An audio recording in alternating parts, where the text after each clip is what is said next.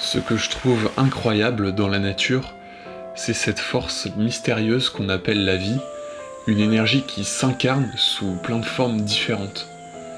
Et que ces formes fonctionnent, elles sont viables et fonctionnent de manière différente, même si elles possèdent aussi des similitudes. Et ce qui est fou, c'est de savoir que dans le cosmos, il faut des conditions très spécifiques pour que des situations aient lieu, pour créer un soleil ou un trou noir par exemple. Et pour la vie aussi, il faut des conditions très spécifiques. D'ailleurs, il faut des conditions tellement pointilleuses qu'on n'arrive pas à trouver d'autres formes de vie dans le cosmos. Mais une fois que les conditions propices à la vie sont réunies, cette force utilise des millions de stratégies viables pour s'incarner et se propager. Et c'est ça qui est fou, c'est de voir toutes ces tailles, ces formes, ces couleurs adaptées à une stratégie de survie spécifique. Par exemple, dans le groupe des individus qu'on appelle araignées, certaines vivent sous terre, d'autres font des toiles, d'autres se baladent et sautent. Elles se ressemblent parce qu'elles ont à peu près la même forme de corps, mais leurs corps ont des différences adaptées à ces différents modes de vie. Et tous ces modes de vie fonctionnent pour survivre, se propager et évoluer. Et même entre les individus d'une même espèce, il y a des différences de morphologie qui peuvent parfois favoriser la prolifération d'une espèce et transmettre à tous les descendants cette morphologie qui permet une meilleure survie. Et d'ailleurs, c'est ce qu'on appelle l'évolution. Et nous, on est tellement habitués à vivre au milieu de tout ça qu'on ne s'émerveille pas beaucoup de ces choses-là. On croise une araignée, et bien on se dit tiens, il y a une araignée, ou alors on n'y prête même pas attention.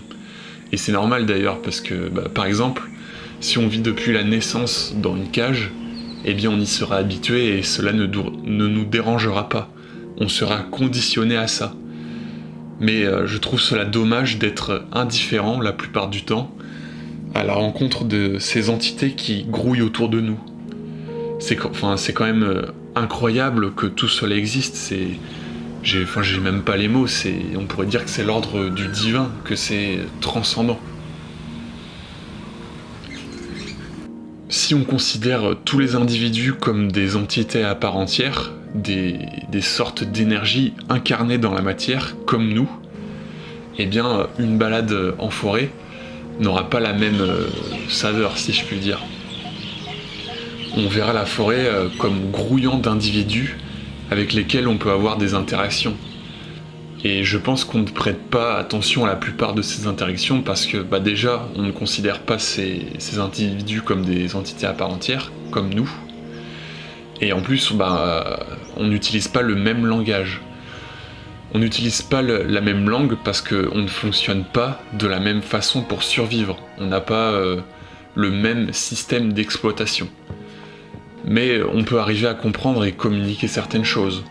On capte les formes, les couleurs et l'odeur de certaines fleurs par exemple. Ou bien on communique indirectement aux moustiques de par notre forme et notre couleur. Ils captent la couleur de notre peau et c'est pour ça qu'ils vont venir nous piquer, ces bâtards. Bref, on peut avoir beaucoup d'interactions dans la forêt, bien que ces interactions peuvent sembler peu intéressantes dans notre société, dans notre façon de voir le monde. Mais le fait de voir la forêt comme un groupe d'individus provoque le sentiment de ne plus du tout être seul dans la forêt.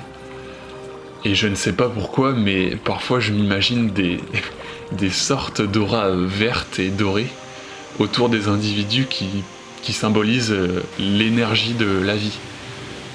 Et bien quand je suis en forêt, lorsque je visualise ces auras dans mon esprit, je vois des milliers d'auras de tailles différentes qui s'entremêlent autour des plantes et des insectes. Bref, je m'égare, c'est un peu bizarre, mais je voulais parler de langage. Je veux rajouter que nous ne sommes pas la seule espèce à avoir un langage. à se transmettre une culture par le langage. Par exemple, les souris se transmettent par ultrasons l'information comme quoi quelque chose est toxique lorsqu'elles voient un de leurs potes mourir après l'ingestion d'un truc mortel.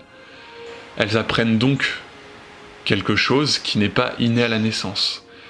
C'est quelque chose qu'elles se transmettent, donc on peut parler de protoculture. Ou bien il y a le cas des mésanges en Angleterre, qui ont appris à ouvrir des opercules de bouteilles de lait, et elles se sont passées le mot. Elles se sont transmis l'information. Dans la forêt où je vais, je vois tous les ans un même chemin qu'empruntent les fourmis. Et là, pareil, on peut dire que ce chemin est un patrimoine culturel qu'elles se transmettent à chaque descendance.